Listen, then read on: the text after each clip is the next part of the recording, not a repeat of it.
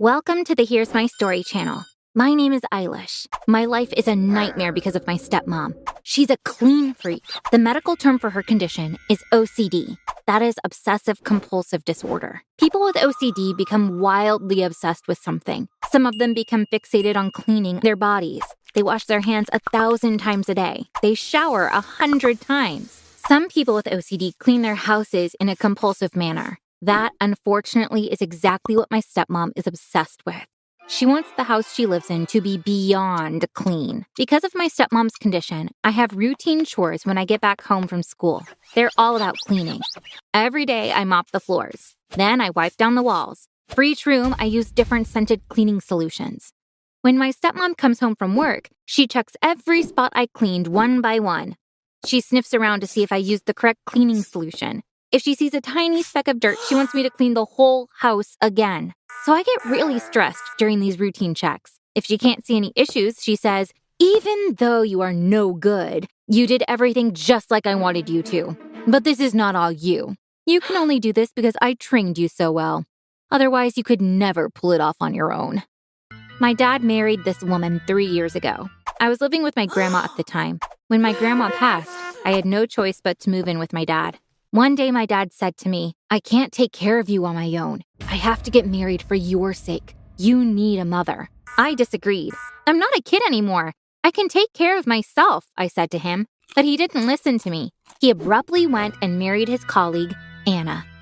My mom died while giving birth to me. She had epilepsy, so her body had never been particularly strong. Doctors told her that pregnancy might be especially dangerous, but my mom didn't listen to them. She passed away during labor without even meeting me. All I have left from my mom is this photo. Thanks to this, I know what my mom's face looked like, and I can see her in my dreams.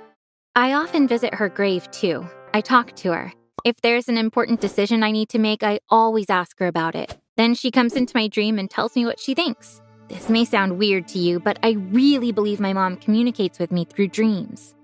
My dad and stepmom work at a frozen pizza factory. My dad is in the purchasing department while my stepmom is the accounting manager. I heard them fighting one night. My dad was talking about going to jail. Their door was ajar. I tried to peek in and understand what was going on. My dad was yelling, "I did this because you wanted me to. Why do you want me to take the blame now? You are as responsible for this as I am." Shedding crocodile tears, my stepmom replied, "Why should we both go to jail? Who's going to take care of our daughter? You need to take the blame yourself for Eilish's sake." My dad looked down in silence. At that moment, I knew that he had accepted this to keep me safe. 1 week later, I found out about all the details. My stepmom had committed invoice fraud, so the records showed purchased goods that my dad in fact had not purchased for the factory.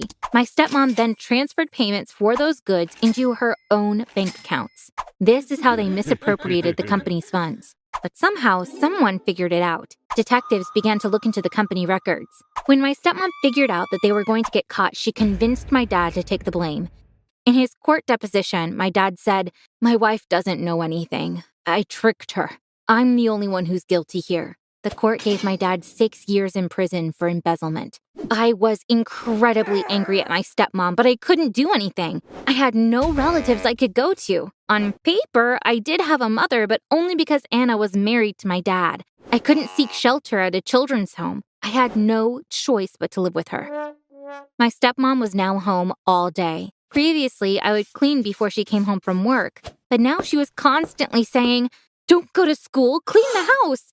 Everything's so dirty, I feel like I'm going to choke." After a while, I had to leave school for good. Now I was getting up in the morning and cleaning until midnight. Normally, I dream of my mom at least 1 day a week, but during that time, she visited me every night in my dreams. She wouldn't talk to me, she just gestured for me to come to her. Obviously, she wanted me to visit her grave, but it was impossible for me to leave the house.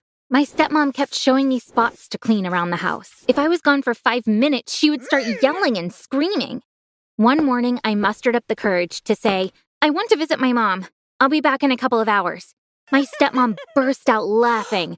"No offense, but I think your mom's bones must have completely decomposed by now. Why do you want to see her grave? That's not your mom. It's just a stone with your mom's name on it," she replied. I was really upset. I began to cry. My stepmom showed me the door saying, "Go cry outside. You're ruining the house with your dirty teardrops." I ran outside. I had completely lost control. I kept running and sobbing at the same time. Normally, I go to the cemetery by bus. That day, I ran for nearly 2 hours without stopping. Finally, I reached the cemetery. I hugged my mom's gravestone. "No, you're not just a stone. You're my dear mom," I mumbled between sobs. At that second, I heard a sound like a whistle. It was coming from up above. When I looked up, I saw a red object zooming down towards the ground. It came closer and closer until it landed about 30 feet from me and sank into the ground. A hole had formed at that spot, and smoke was coming out of it. As I walked closer, I realized that it was the heat that made the object seem red to me. As it cooled down, it turned into a green rock. It wasn't very big, almost the size of a small turtle. I was staring at the rock, trying to figure out what it was. The only explanation I could come up with was that this was a meteorite. It was a fireball that came from outer space. I always thought they looked just like regular rocks, but this one was bright green. I was too curious not to touch it, even though I knew that was a dangerous thing to do. It was still hot, but not hot enough to burn my hand. It was perfectly smooth. Perhaps it had spent years traveling around space before entering the Earth's orbit and finally landing right next to me. A small piece had separated from the rock due to impact. I held it up into the sunlight. It looked like a diamond, but I didn't think there were any diamonds in space. Plus, diamonds are clear. This rock, on the other hand, was green. I went back to my mom's grave. "Even though you're far away, you always take care of me. I don't know what to do with this meteorite, but I'm sure this was the reason why you called me here," I said. Then I dug a hole in my mom's grave and buried the rock in it. The small piece from the meteorite was in my pocket. I had to go and find out what it was. I could look it up online, but I'd left my phone at home. How was I going to go and get it back when my stepmom was at home? I had an idea. I picked up some dirt from my mom's grave and filled my pockets. When I came home, my stepmom leapt to her feet. Her eyes flashed with anger. "You went to see your mom's bones, didn't you? Didn't I tell you not to go?" she screamed. Without saying anything, I took out some dirt from my pocket and sprinkled it on the floor. She looked around bewildered. "What are you doing? Stop ruining my house!" she yelled. I ran into the kitchen. I threw a handful of soil up in the air. I did the same in all the other rooms and finished all the soil that I took from my mom's grave. As I was going to my room, my stepmom had already begun mopping the floors, crying, "My house is ruined. It's filthy."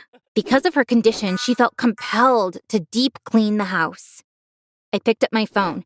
I packed a few of my things in a small suitcase. I walked past my stepmom as I was leaving. She was deliriously trying to clean the floors.